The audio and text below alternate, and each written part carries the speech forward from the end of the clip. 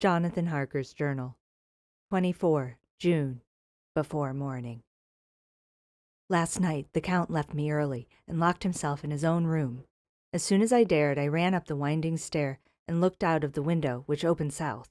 I thought I would watch for the Count, for there is something going on.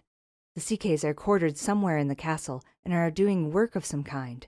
I know it, for now and then I hear a far-away muffled sound, as of mattock and spade, and, whatever it is, it must be the end of some ruthless villainy. I had been at the window somewhat less than half an hour, when I saw something come out of the Count's window. I drew back and watched carefully, and saw the whole man emerge. It was a new shock to me to find that he had on the suit of clothes which I had worn whilst travelling here, and slung over his shoulder the terrible bag which I had seen the women take away. There could be no doubt as to his quest, and in my garb, too.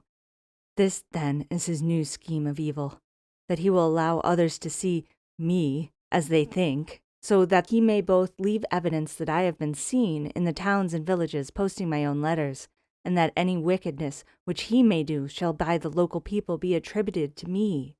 It makes me rage to think that this can go on, and whilst I am shut up here, a veritable prisoner, but without that protection of the law which is even a criminal's right and consolation.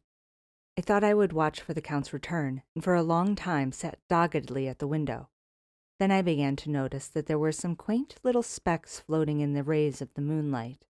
They were like the tiniest grains of dust, and they whirled round and gathered in clusters in a nebulous sort of way.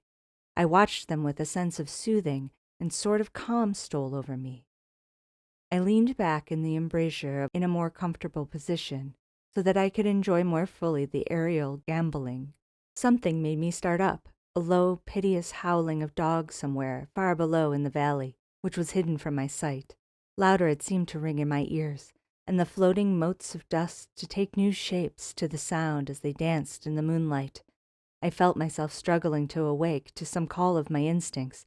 Nay, my very soul was struggling, and my half-remembered sensibilities were striving to answer the call. I was becoming hypnotized. Quicker and quicker danced the dust. The moonbeams seemed to quiver as they went by me in the mass of gloom beyond. More and more they gathered, till they seemed to take dim phantom shapes. And then I started, broad awake and in full possession of my senses, and ran screaming from the place. The phantom shapes, which were becoming gradually materialized from the moonbeams, were those of the 3 ghostly women to whom I was doomed.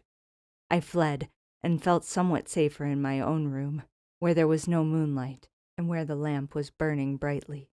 When a couple of hours had passed, I heard something stirring in the Count's room, something like a sharp wail quickly suppressed, and then there was silence. Deep, awful silence, which chilled me. With a beating heart I tried the door, but I was locked in my prison, and could do nothing. I sat down, and simply cried. As I sat, I heard a sound in the courtyard without, the agonized cry of a woman. I rushed to the window, and throwing it up, peered out between the bars. There, indeed, was a woman with dishevelled hair, holding her hands over her heart as one distressed with running. She was leaning against a corner of the gateway. When she saw my face at the window, she threw herself forward and shouted in a voice laden with menace, "Monster! Give me my child!" She threw herself on her knees, and raising up her hands, cried the same words in tones which wrung my heart. Then she tore her hair and beat her breast, and abandoned herself to all the violences of extravagant emotion. Finally she threw herself forward, and, though I could not see her, I could hear the beating of her naked hands against the door. Somewhere high overhead, probably on the tower, I heard the voice of the Count calling in his harsh, metallic whisper. His call seemed to be answered from far and wide by the howling of wolves.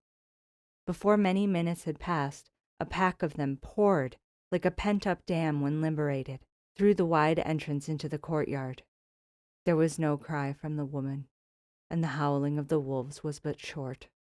Before long, they streamed away singly, licking their lips. I could not pity her, for I knew now what had become of her child, and she was better dead. What shall I do? What can I do? How can I escape from this dreadful thing of night and gloom and fear?